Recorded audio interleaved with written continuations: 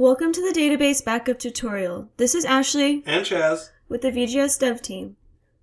A database backup is a copy of the database including all raw data, data protocols, species lists, and survey questions. To ensure that you never lose your data due to an accident with your device, we recommend you make a backup after every site visit in the field or after making any significant changes to your database. To make a database backup, select File, Database, Backup, then select the Browse button and navigate to your external storage device.